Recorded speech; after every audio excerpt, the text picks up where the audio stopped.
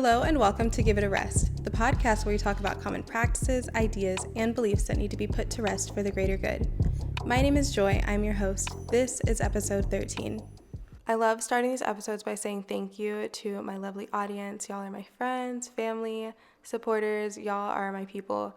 And knowing that you're enjoying the podcast too, it really warms my little heart. So whether you are creating a whole document in your notes app to say what you enjoyed and different points that you wanted to bring up, thank you so much. Or you are riding in the car with your mom and you're making her say affirmations with us. Again, thank you so much. Getting your feedback is really cool, and it also helps me grow as a podcast when you rate and review on Spotify and on Apple. So this is your reminder, and thank y'all again. Without further ado, let's get right on into this episode. This week we are talking about impatience. We are putting impatience to rest. And so I'm going to pull up my definition. Y'all, I almost started this episode without a definition, and that's literally the first thing I do. So anyway, if you're new here, again, thank you for being here. At the end of each podcast, there are affirmations. I say them, you say them back to me, then you feel really good about yourself and warm and ready to go and take on your day. So please stick around to the end. Here we go. Impatience. This is from the Oxford Dictionary. The capacity to accept or tolerate delay, trouble, or suffering without getting angry or upset. I guess impatience would be the inability to accept or tolerate delay, trouble, or suffering without getting angry or upset. So the inability, okay? The Oxford Dictionary plus me, okay? Yeah, can't believe I did that. Anyway, let's get right on into it. We're going to start with a quote right after this, and this quote is from Edmund Burke. He says, "Our patience will achieve more than our force." And then the next quote is unknown. We don't know who said it, but they said something good. They said, "Patience is not the ability to wait, but the ability to keep a good attitude while waiting." And I think that just makes a big difference, and it's important to note because I can wait all day long with a terrible attitude. I can, and I know you can too. But to wait with grace, to wait with, peace of mind, that is a skill that we should all aspire towards. All right, so let's look at some examples. When I was thinking about examples, I really broke it down into two major categories. We get impatient with ourselves, and then we get impatient with others. So with ourselves, we like to be impatient about progress. We don't like being beginners, I don't want to start this thing until I know what I'm doing. That's not how it works. Like, you start something and you don't know anything about it, and then you get better as you go along, and then you're doing the thing with your eyes closed. You're doing it in your sleep. Like this podcast, for example. I am no expert on podcasts, but I sit down with my mic and my camera, and here we are together, right? We also like to be impatient. I spoke about this last week about how we like to be further along in our careers or whatever. Like, I should be doing this by the time I'm 25. And if we don't reach that milestone, that goal by 25, now we're a failure. I don't think so. That's not how it works. And it's okay to be patient with yourself. Life happens. Things that are completely out of our control, they arise all the time. They pop up all the time, and we really just have to roll with the punches. And we can either roll the punches with a terrible attitude and pessimism and just no regard for the process, or we can be patient with ourselves. We can have grace and just take everything as it comes, take things for what they are, and keep moving forward. Okay, so again, another thing, like self-improvement. Let's talk about that. We are trying to do things to improve ourselves, and that is fantastic. But when we don't see that immediate progress, it can literally hold us back. It can get us down on ourselves. And it's like, you're a beginner, and that's okay. You've been this way. Depending on how old you are, you could be doing this one thing that has been negatively impacting your life for decades, okay? We're not going to overturn decades of this habit, bad or good. We're not going to overturn that overnight. So please be patient with yourselves. Like, it's okay. Things are going to take time. You're going to regress too. That's also a thing. You're going to go backwards in your progress, and that's okay as long as you recognize what's going on and keep that forward momentum. I don't care how slow it is. I don't care if you're crawling. Just move forward. So growth in healing, in new skills. For me, one thing coming out of school, out of dental school, I was like, okay, I'm going to go right in and then I'll know what I'm doing and everything will be great. Nothing's like dental school. The real world is different. And it is different. And it's a whole thing that you have to get adjusted to. You have to learn how to, work with patients, insurance, the front desk, all the staff. There's so much of a learning curve. And for me, I was getting discouraged because I was like, my patients aren't accepting my treatment plans and this treatment that I am doing, I'm not getting the results that I want. And all these things were happening. But it's like, you just started. You're literally in your first year of dentistry. It's okay. And just keep moving forward, keep learning, keep asking questions, and keep doing the best you can for your patients and yourself every single day. And so, yes, I still remind myself, like, y'all, I would sit in the mirror, affirming myself, just like, you're a good dentist, you do the best you can for your patients, and your patients trust you. Like, I would literally have to look in a mirror and affirm myself that way. So I'm still a work in progress, obviously, but I feel like I have made progress, and that is good enough for me right now. Now, let's talk about patience with others. Okay, how many of us have been impatient with a family member or a friend? Raise your hand. Okay, yes, me too. And it's hard because you have all these expectations for the people around you and the people closest to you, but they're human just like you are. People drop the ball from time to time, on the regular, actually. One thing, oh, my greenhouse is tipping over because of the wind. Oh, I hope she's okay. We're recording. Okay. I would like to use the example. So when I was younger and I couldn't drive myself to things, it was my parents driving me to things, remembering what to wear, what to bring, all of the different aspects of showing up somewhere, being part of a team or being part of a Girl Scout troop. My mom would get dates confused on the regular. She would do this all the time, and I would be so upset. I would had no patience for her.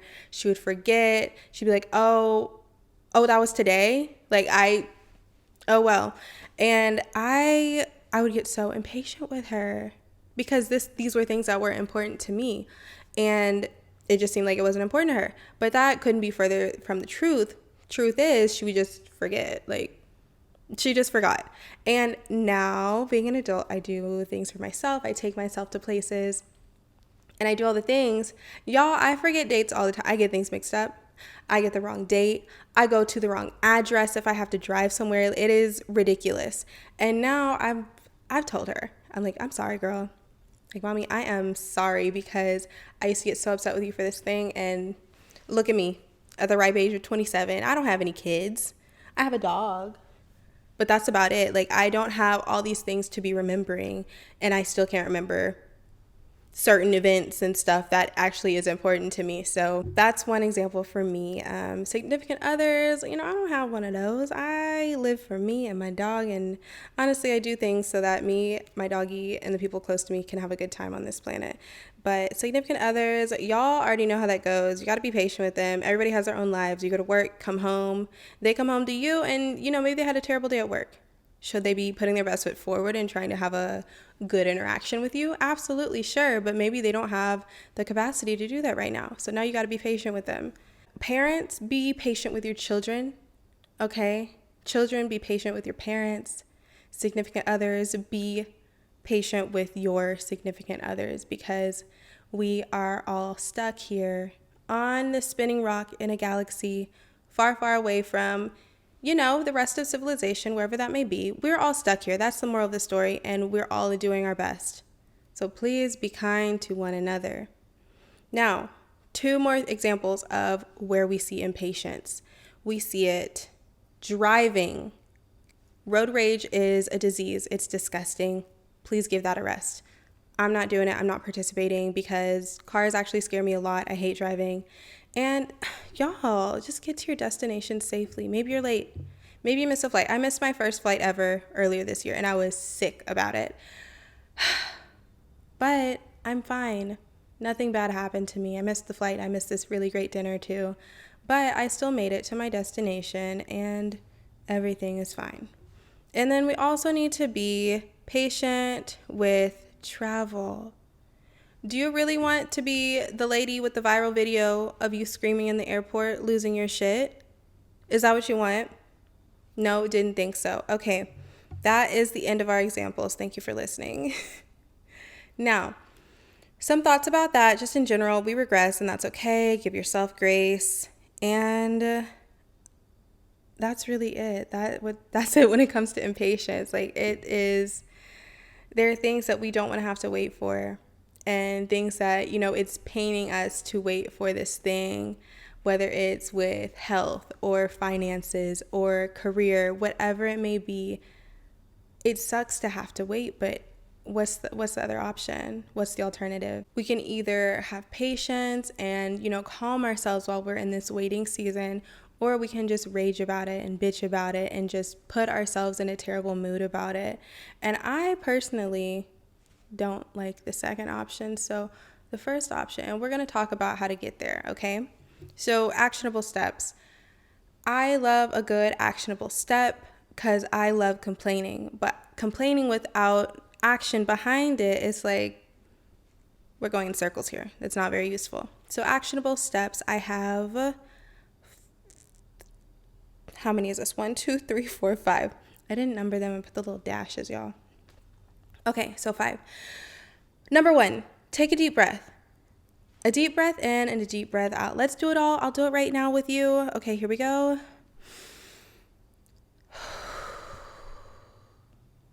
Okay, a nice reset. Monday did it with us. And that deep breath right there, I don't know about y'all, but for me, anytime I take a really deep breath, like one in through the stomach, like I feel it fill my stomach, okay? And then I let it all the way out. It's just a moment for me to pause. And it really does reset my whole entire mood. It's the first step for me to dramatically improving my headspace, whatever it may be.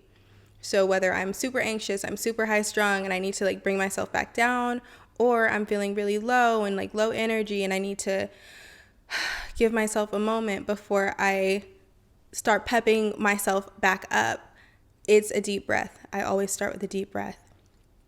Number 2, put yourself in the other person's shoes. If it is, this is a conflict with somebody else, you're being impatient with someone, you got to put yourself in their shoes and see, if I was in this person's shoes, would I also be, letting myself down at this moment too? Would it be possible for me to be making the same mistake? And the answer is probably yes. So be nice, okay? And then if it's you being impatient with yourself, please make sure you are not doing a bunch of negative, nasty self-talk to yourself. It's terrible. Imagine how you would speak to your little sister or someone who you care very dearly about. How would you speak to them? How would you not let someone else speak to them? Think about that. Okay, next. Again, if we are being impatient with someone else, communicate your expectations.